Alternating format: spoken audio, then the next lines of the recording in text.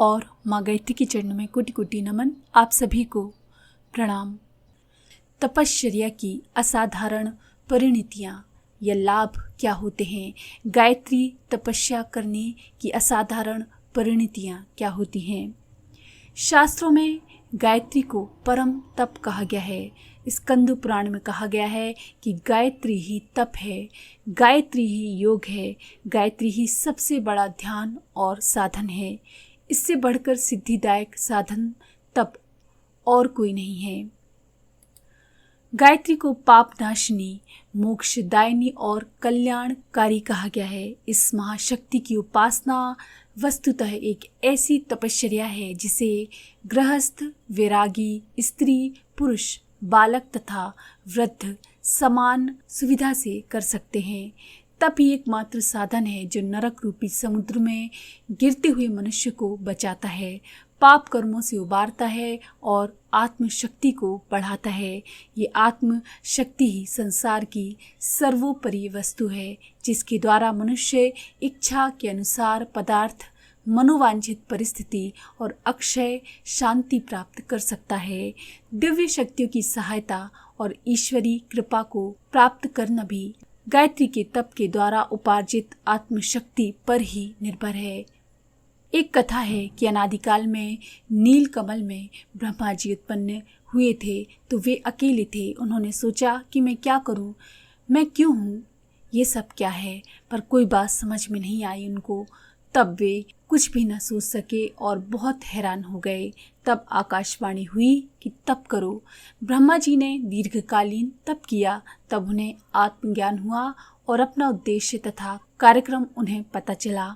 उन्हें गायत्री प्राप्त हुई जिसकी सहायता से उन्होंने चारों वेदों को रचा। उन्हें सावित्री की प्राप्ति हुई जिसकी सहायता से उन्होंने सृष्टि की रचना की।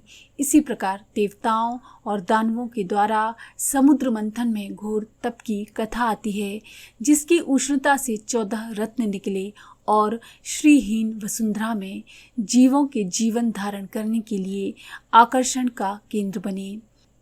तात्पर्य ये है कि ज्ञान और विज्ञान का, चेतन और जड़ का मूल कारण तप है। तप के बिना किसी भी वस्तु, विचार, तत्व या गुण का होना संभव न था।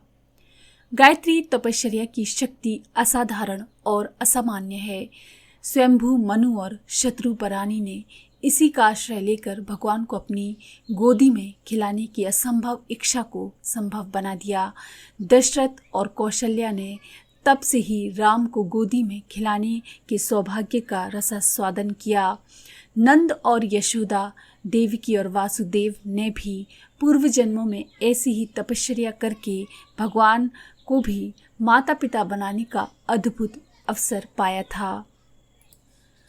अवतारी आत्मा को भी तप करना पड़ा है क्योंकि बिना तप के उनका शरीर भी ब्रह्मा जी की भांति ही अशक्त रह जाता। राम का विश्वामित्र के आश्रम में जाना और 14 वर्ष तक वनवास में तपस्वी जीवन बिताना सर्वविदित है। लक्ष्मण की 14 वर्ष की गायत्री साधना प्रसिद्ध है। सीता का वनवास में अशोक वाटिका और अंत में वाल्मीकि आश्रम में तप करना सर्वविदित है। भरत ने 14 वर्ष तक जो तप किया था उसी का प्रताप था कि वे वाण पर बिठाकर हनुमान को लंका पहुंचा सके। वैसे तो तप के अनेक मार्ग हैं। साधक अनेक पद्धतियों से अपनी साधनाएं करते हैं और उनसे यथासंभव लाभ भी उठाते हैं, परंतु अध्यात्म विज्ञान के सूक्ष्मदर्शी ऋषियों ने अपने योग बल से ये देख लिया था कि गायत्री महाशक्ति की सहायता के बिना कोई भी तप अधिक फलदायी नहीं हो सकता। इसीलिए उपासना पद्धति में इस महामंत्र को सबसे अधिक महत्व दिया गया।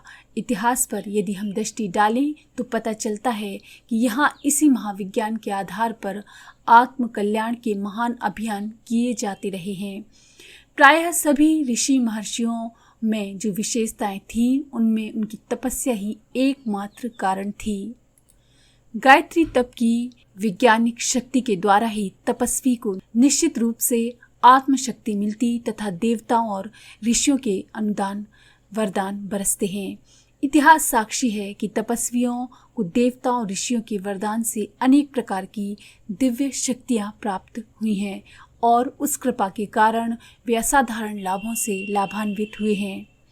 तप के द्वारा सांसारिक सुख सौभाग्य से परिपूर्ण बनने वालों के उदाहरण भी कम नहीं हैं। ध्रुव ने तप करके राज्य पाया था। राजा दिलीप के संतान नहीं थी। उन्होंने पत्नी समेत महर्षि वशिष्ठ के आदेश के अनुसार नंदिनी यानी गायत्री की उपासना की और महाप्रतापी पुत्र रत्न पाया। कर्ण को गायत्री की सविता साधना के कारण ही नित्य 100 मन स्वर्ण प्राप्त होने का वरदान था, जिसे वह दान कर देते थे। परशुराम अकेले होते हुए भी पृथ्वी के समस्त राजाओं की सेना समेत संहार करने में सफल हुए थे। धौम्य ऋषि के आशीर्वाद मात्र से आरुणि को समस्त विद्याएं प्राप्त हो गई थी। दधीची ऋषि की हड्डियों में इतना प्रचंड तेज आ गया था तप के द्वारा कि उन्हीं के द्वारा बना हुआ वज्र वृतासुर को मारने में सफल हुआ। पुरुषों के समान महिलाओं को भी तप करने की पूर्ण स्वतंत्रता है। गायत्री माता की गोद में उसके पुत्र और पुत्री समान रूप से क्रीड़ा कल्लोल कर सकते हैं और समान रूप से पेयपान कर सकते हैं। पार्वती जी का तप प्रसिद्ध है। गार्गी, मैत्रेयी, अनसुईया, अरुंधति, अहिल्या, मदालसा, गांधारी, देवयानी, द्रौपदी, गौतमी आदि सभी का तप प्रसिद्ध है। सावित्री ने तपोबल के आधार पर अपने पति को यमराज से छुड़ा लिया था। कुंती ने कुमारी अवस्था में गायत्री मंत्र द्वारा सविता के भर्ग को आकर्षित किया था और उसी के द्वारा महाप्रतापी कर्ण का जन्म हुआ था।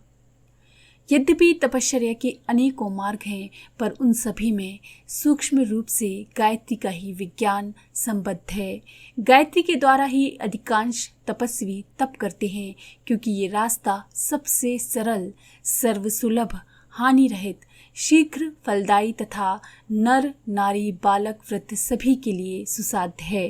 वे मनुष्य बड़भागी हैं जो गायत्री उपासना को अपनाते हैं और धर्म, अर्थ, काम, मोक्ष इन चारों पदार्थों को प्राप्त करते हैं। तो ज़्यादातर ऋषि मुनियों ने, साधु संतों ने गायत्री साधना का आश्रय लेकर ही तप किया और सिद्धियों को प्राप्त किया। तो अगर आपको ये जानकारी पसंद आई हो तो प्लीज़ लाइक करें, शेयर करें, सब्सक्राइब करें और बेल के आइकन पर क्लिक करके ऑल पर क्लिक करना ना भूलें।